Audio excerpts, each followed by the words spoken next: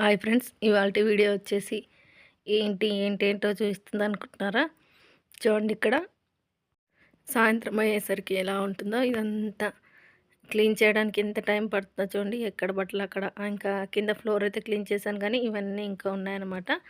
మొత్తం బట్టలతో అసలు కవర్లు సరిపోవడం లేదండి. కస్టమర్స్ వచ్చేవాళ్ళు కవర్స్ తీసుకురాకుండా ఇస్తే అలాంటి నల్లటి కవర్లలో పెట్టాల్సి వస్తుంది. చూడండి, ఎక్కడ బట్టలతో నిండిపోయాయి. ఇవన్నీ క్లీన్ చేసుకోవాలి. ఇంకా ఈ నేను చెప్తున్నాను కదా, ఎవరైనా షాప్ పెట్టి టైలరింగ్ చేయాలి అనుకునే వాళ్ళు మాత్రం మీకు కొన్ని విషయాలైతే చెప్తానండి ఈరోజు. కొన్ని యూజ్ అయ్యే విషయాలే చెప్దామని అనుకుంటున్నాను. నేను నష్టపోయాను, మీరు అలా నష్టపోకూడదు. నేను కొన్ని మెయింటైన్ చేయలేకపోవడం వల్ల చాలా నష్టాలే జరిగిపోయాయి నాకు. అలాంటి నష్టాలు మీకు జరగకుండా ఉంటుందని, ఎవరికైనా ఒకరిద్దరికి యూజ్ అయినా సరే ఈ వీడియో అనేది చెప్పేసి ఇక్కడ నా పని చేసుకుంటూ అయితే మాట్లాడుతున్నాను చూడండి. ఇవన్నీ ఎక్కడక్కడ సర్దేస్తాను, రేపటికి ఏంటని ప్లాన్ చేసుకుంటూ మీకు కొన్ని విషయాలు చెప్తాను. చూడండి, ఇక్కడ కవర్స్ వచ్చేసి ఏంటంటే, నేను ఈ మధ్యలో కవర్స్ అయిపోయాయండి నా దగ్గర. వేరే వేరే కవర్లలో పెట్టాల్సి వస్తుంది. కవర్స్ అయితే ఖచ్చితంగా తెప్పించి పెట్టుకుంటాను అనమాట. ఖచ్చితంగా ఒక కవర్ ప్యాకెట్ అయితే ఉండాలండి, పెద్దది. ఎందుకంటే ఒక్కొక్కసారి కస్టమర్స్ కవర్స్ ఇవ్వరు, ఒకరి కవర్ ఒకరికి వెళ్ళిపోతుంది. అందుకని చూడండి, నేను ఇవి ఇప్పుడు వచ్చాయి. ఈ బ్లౌజెస్ వచ్చేసి ఇప్పుడు ఇంకా వెళ్దామనే టైంకి తీసుకొచ్చారనమాట. ఒక్కదానికి లైనింగ్ తీసుకొచ్చారు, 2 శారీస్ కుట్టమని ఇచ్చారు. సండే వరకు ఇచ్చేసేయాలి ఇవి.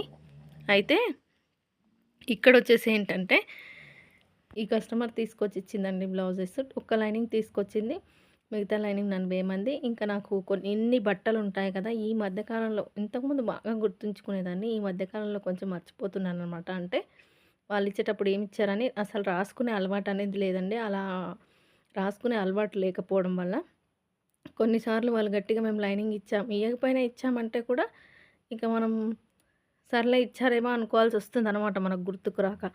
ఒక్కొక్కసారి మనం వాళ్ళు ఇచ్చినా కూడా ఇవ్వలేదనడం, కొన్నిసార్లు అయితే బ్యాడ్ ఇంప్రెషన్ అంటే మనకు బ్యాడ్గా వచ్చేస్తుందనమాట. అందుకని ఇంకొకటి పర్టికులర్గా అలవాటు అయితే చేసుకోవాలండి. బాగా బట్టలు వచ్చే వాళ్ళైతే ఖచ్చితంగా తీసుకున్నప్పుడు కవర్ పైన ఎవరు, ఏ ఊరు, వాళ్ళ పేరు రాసేస్తే సరిపోతుందనమాట. వచ్చినప్పుడు నేను ఈ మధ్యకాలంలో అలవాటు చేసుకుంటున్నానండి కొద్దిగా. ఇంతకుముందు అయితే అన్నీ గుర్తుంచుకునేదాన్ని, కానీ ఇప్పుడు బట్టలు అనేటివి చాలా ఎక్కువైపోతున్నాయి అనమాట. రోజుకి ఎక్కువైతున్నాయి, కానీ తక్కువ కావట్లేదు. ఇంకా ఎవరెవరివి ఏంటి అనేది అలా రాసి పెట్టేస్తే మనం ఎప్పుడు కుట్టాలి, ఎప్పుడు తీసుకోవాలనేది గుర్తుంటుందనమాట. ఇంకా నేను అలా కుట్టిన తర్వాత కూడా అలా రాసి పెట్టడం వల్ల ఒక్కొక్కసారి అర్జెంటుగా అవసరమై వస్తూ ఉంటారు నేను లేనప్పుడు. ఆ టైంలో కవర్ పైన పేరు చెప్పేస్తే తీసి ఇవ్వచ్చు అనమాట. మా ఎవరైనా షాప్లో అయినా ఇంట్లో వాళ్ళు ఉంటే ఆ పేరు చూసేసి వాళ్ళకి ఒకరికి వెళ్ళకుండా ఇచ్చేయచ్చు అనమాట. అలా నాకు ఎలా నష్టం జరిగిందంటే, 1-2 సార్లు 1-2 బ్లౌజులు వేరే వాళ్ళ కవర్లో వెళ్ళిపోయాయండి. ఇవ్వలేదు నాకు, ఇంకా వాళ్ళు అస్సలు ఇవ్వలేదు. అలా ఇవ్వకపోవడం వల్ల కస్టమర్స్కి నేను వేరే బ్లౌజ్ స్టిచ్ చేసి ఇవ్వాల్సి వచ్చిందనమాట. 1-2 సార్లు అలా అయింది. అప్పటి నుంచి ఇంకా బట్టలు ఎవరు వాళ్ళకి పెట్టేస్తున్నాను. కొన్నిసార్లు అయితే సైజ్ బ్లౌజులు తీసుకొని వెళ్ళరండి, నా దగ్గరే వదిలేస్తారు. మళ్ళీ ఎప్పటికో వచ్చి ఉందంటారు. ఇంకా అలా సైజ్ బ్లౌజెస్ కూడా చాలానే మిగిలిపోతాయి అన్నమాట. అంటే మనం కొన్ని సార్లు అలా అవుతుంటుందన్నమాట. అందుకని చెప్పేసి ఎవరి బట్టలు ఏమున్నాయి, ఏం తీసుకున్నానని చెప్పేసి ఈ మధ్యకాలంలో అయితే ఒక ఫోటో తీసుకోవడం, మళ్ళీ కవర్ పైన రాయడం, బుక్లో కంపల్సరీగా ఎన్ని శారీస్ ఇచ్చారు, ఎన్ని లైనింగ్స్ ఇచ్చారని రాస్తూ ఉంటానండి, ఒకరికొకరికి వెళ్ళకుండా ఉండేందుకు. ఇంకొక అలవాటు కూడా చేసుకోవాలి టైలర్స్ ఖచ్చితంగా. ఏంటంటే, ఇప్పుడు వాళ్ళు ఎన్ని క్లాతులు ఇచ్చారో ఆ క్లాతులు చిన్న చిన్న ముక్కలు కట్ చేసి వాళ్ళ సైజ్ బ్లౌజ్కి పిన్ చేయాలన్నమాట. బొటిక్లలో అలానే చేస్తారు. ఎందుకంటే చాలా బట్టలు ఉంటాయి కదా, మనకి ఆ సైజ్ బ్లౌజ్ని చూడగానే అర్థమైపోతుందన్నమాట వాళ్ళ క్లాత్లు ఏంటి అనేది. అలా కూడా చేయొచ్చు. ఇంకా క్లియర్గా ఉండాలంటే కస్టమర్ ఇచ్చి వెళ్ళంగానే మనం బుక్లో రాసేసుకోవాలి, ఎన్ని లైనింగ్స్ ఇచ్చారు, ఎన్ని బ్లౌజులు, ఏదైనా సరే, ఫ్రాక్స్ అయినా డ్రెస్సెస్ అయినా లైనింగ్స్ ఇచ్చారా లేదా ప్రతిదీ చూసుకొని రాసుకోవడం అలవాటు చేసుకుంటే మనం నష్టపోకుండా ఉంటామండి. నేనైతే చాలా నష్టపోయాను అలా రాసుకోకుండా ఉండడం వల్ల. కొన్నిసార్లు బట్టలు ఎక్కువగా రావడం వల్ల ఇబ్బంది అయిపోయిందనమాట. అంటే నేను మర్చిపోవడం లేదా వాళ్ళు మర్చిపోవడం అలా జరిగి కొన్నిసార్లు అయితే చాలా నష్టమే జరిగిపోతూ ఉంటుందన్నమాట. అందుకని చెప్పేసి అమౌంట్ విషయాలను కూడా ఏమైనా అడ్వాన్స్ తీసుకుంటే ఖచ్చితంగా రాసి పెట్టుకోవాలండి. మీరు వెళ్ళండి నేను రాసి పెడతానని చెప్పేసి అస్సలు చెప్పకూడదు. వాళ్ళ ముందే డేట్ వేసి రాయాలి. మళ్ళీ ఇచ్చేటప్పుడు మీరు ఒకసారి రాసింది చూసి చెక్ చేసుకొని సెట్ చేస్తే సరిపోతుందనమాట వాళ్ళకి. లేదంటే మనం నష్టపోవాల్సొస్తుందండి. మనం చాలా అంత కష్టపడి బ్లౌజ్ కట్ చేసి, కుట్టి, టెన్షన్ పడి అది సెట్ అవుతుందా లేదా అనుకోని, ఇంకేదైనా పొరపాటు అవుతుందా అని కొంచెం టెన్షన్ అయితే ఉంటుంది కదా! ఎంత అనుభవం ఉన్నా టెన్షన్ అనేది ఉంటుంది కదా! రోజు కొత్తే కదా! ఇంకా అలా మనం స్టిచ్ చేసి ఇచ్చిన తర్వాత వాళ్ళొచ్చి మేము డబ్బులు ఫస్టే ఇచ్చేసామంటే ఎలా ఉంటుంది ఫీలింగ్ అంటే, ఇంకా ఇవ్వకపోయినా ఇచ్చామంటారనమాట. మనం కొంచెం తడబడ్డట్టుగా ఉన్నామంటే ఖచ్చితంగా ఇచ్చామంటారండి. అందుకని చెప్పేసి వాళ్ళ ముందే ఇచ్చినప్పుడు మనం రాసుకున్నామనుకోండి, వాళ్ళకు వీళ్ళు రాసుకున్నారు మనం కరెక్ట్‌గా ఇద్దామనే ఆలోచన ఉంటుందనమాట. అందరూ అలా చేస్తారని కాదు, కొంతమందుంటారు. అందుకే చెప్తున్నాను.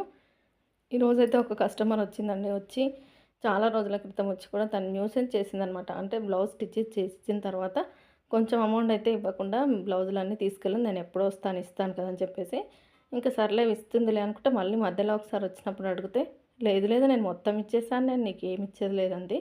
సర్లే పోనీలే ఒక 200 రూపీస్‌కి ఎందుకు ఈమెతో అని చెప్పేసి వదిలేసాను. అదే అలసుగా తీసుకుంది. ఇంకా నేను మళ్ళీ బట్టలు తీసుకోకూడదు అనుకున్నాను. కానీ మళ్ళీ బట్టలు తీసుకొచ్చి బాగా బతిమిలాడేసింది. "నువ్వు నెల రోజులకైనా కుట్టమ్మా పర్వాలేదు. ఒక బ్లౌజ్ అయినా సరే వారానికి ఒకటి ఇచ్చినా సరే కుట్టు, కుట్టు" అని ఊరికే అడుక్కుంటుంటే, సర్లే ఇంకా తీసుకుందాం అని చెప్పేసి తీసుకున్నానండి బ్లౌజెసు. తీసుకుంటే ఒక 3 బ్లౌజులు ఫస్ట్ 2 బ్లౌజులు స్టిచ్ చేసి ఇచ్చాను. 2 శారీస్ ఫాల్స్ వేశాను. అవి వేసుకొని చూసి తీసుకొని వెళ్ళింది. ఇంకా 2 ఉన్నాయి గదా! అవి కుట్టిన తర్వాత డబ్బులిస్తానని చెప్పింది. ఇంకా సర్లే ఇవ్వలేదు కదా! నేను ఈ మధ్యలో ఖచ్చితంగా ఎవరైనా అమౌంట్ ఇస్తే బుక్‌లో రాయడం ఖచ్చితంగా అలవాటు చేసుకున్నానండి. తర్వాత తను ఈరోజొచ్చింది. వచ్చి ఏమంటుంది, "నేను నీకు ఆ రోజు 500 ఇచ్చెళ్ళాను.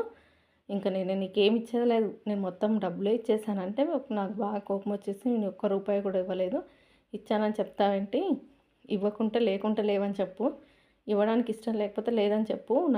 నాకేమి నష్టం జరగదు. అయితే ఒక 2, 3 బ్లౌజులు డబ్బులు రావేమో కానీ నీలాంటి వాళ్ళని దూరం పెడతాను. నువ్వు మళ్ళీ నా షాప్ ముందుకు రావద్దని" చెప్పేసానింకా. కొన్నిసార్లు కొంతమందిని కఠినంగానే మాట్లాడాలనమాట. మనం నిదానంగా మంచిగా చెప్తూ ఉంటే వినరు. చాలా ఇగ నేనెంత కోప్పడినా నవ్వుతుందసలు. నాకర్థం కాలేదది ఇంకా. నవ్వుతుంది.